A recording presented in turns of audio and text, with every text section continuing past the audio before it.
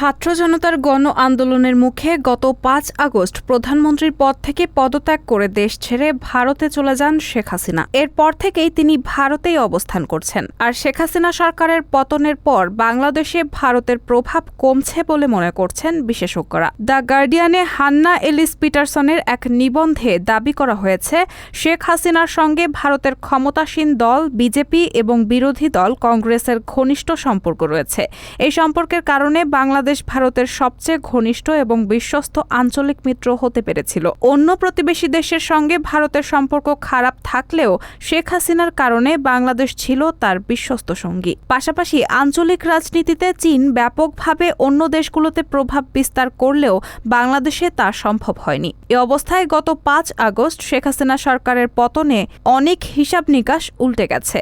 এ বিষয়ে ইন্ডিয়া's grip on Bangladesh is slipping, no longer a pawn in regional politics শিরোনামে শ্রীলঙ্কা গার্ডিয়ানে একটি নিবন্ধ লিখেছেন সেন্টার ফর অল্টারনেটিভস বাংলাদেশের নির্বাহী পরিচালক এবং ঢাকা বিশ্ববিদ্যালয়ের আন্তর্জাতিক সম্পর্ক বিভাগের অবসরপ্রাপ্ত অধ্যাপক ড.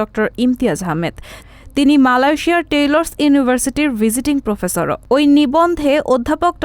ইমতিয়াজ আহমেদ লেখেন, বাংলাদেশে শেখ হাসিনা সরকারের পতনের পর অন্তর্বর্তীকালীন সরকার দায়িত্ব নিয়েছে। এ অবস্থায় ভারত বাংলাদেশের সঙ্গে তার সম্পর্ককে কিভাবে নেভিগেট করে তা প্রকাশের জন্য আগামী ৩ থেকে ৬ মাস হবে গুরুত্বপূর্ণ।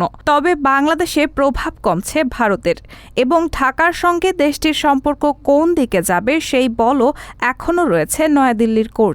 গত বৃহস্পতিবার ভারতের উত্তরপ্রদেশের লখনৌতে ৩ বাহিনীর শীর্ষ কমান্ডারদের যৌথ সম্মেলনে দেশটির প্রতিরক্ষা মন্ত্রী রাজনাথ সিং বক্তব্য দেন। সেখানে তিনি বলেন, ভারত শান্তিপ্রিয় দেশ। শান্তি রক্ষার জন্য ভারতের সশস্ত্র বাহিনীকে যুদ্ধের জন্য প্রস্তুত থাকতে হবে।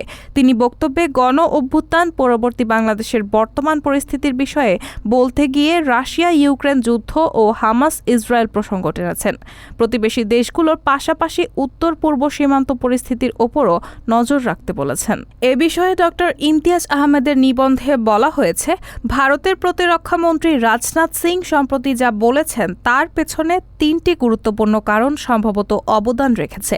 প্রথমত, তিনি ঘরোয়া নির্বাচনী এলাকায় ভাষণ দিতে চেয়েছিলেন এবং ভারতীয় জনগণকে আশ্বস্ত করতে চেয়েছিলেন।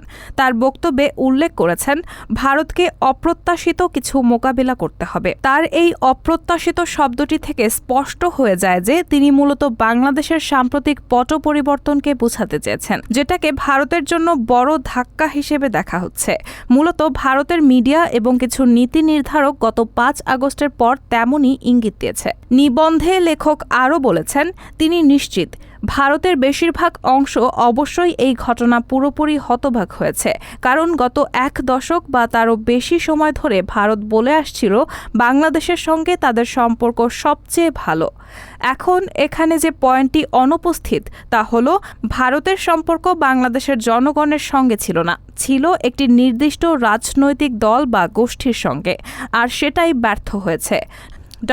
ইমতিয়াজ আহমেদ বলেন, তিনি নিশ্চিত তারা অর্থাৎ ভারত এখন বুঝতে পেরেছে কোনো নির্দিষ্ট গোষ্ঠী বা রাজনৈতিক দলের সঙ্গে সম্পর্ক না করে জনগণের সঙ্গে সম্পর্ক রাখা অনেক ভালো। দ্বিতীয় কারণটি হলো, বহুমুখী বিশ্বে ভারত অন্যতম প্রধান শক্তি হিসেবে তার অবস্থান অর্জন করতে চায়।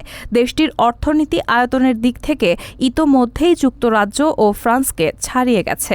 আর তৃতীয় কারণটি হলো, বাংলাদেশকে স্বাভাবিকভাবে না নেওয়া, যেমনটি ভারত নিয়েছিল আওয়ামী লীগের শাসনামলে। তাই ড. ইমতিয়াজ আহমেদ মনে করেন, সে বার্তাটি ভারতীয় শ্রেণীবিন্যাস এবং স্টেক হোল্ডারদের কাছে পাঠানো হয়েছে, বিশেষ করে যখন প্রধান উপদেষ্টা ড. ইউনূস তিস্তার পানি বণ্টন, সীমান্ত হত্যা, সার্ককে পুনরুজ্জীবিত করা সহ আরও বেশ কিছু বিষয় ইতোমধ্যে উল্লেখ করেছেন। এর আগে তিনি অর্থাৎ ড. মোহাম্মদ ইউনূস ভারতের উত্তর পূর্বাঞ্চল নিয়ে বিশেষ বক্তব্য দিয়েছেন। ড. ইমতিয়াজ আহমেদ তার নিবন্ধে আরও বলেছেন, নয়াদিল্লি নিঃসন্দেহে নিশ্চিত যে বাংলাদেশের বর্তমান সরকার পূর্ববর্তী আওয়ামী লীগ সরকারের থেকে ভিন্ন, সুতরাং তাদের সঙ্গে সে অনুযায়ী কাজ করতে হবে। রায়হানা মুন, সবার কথা।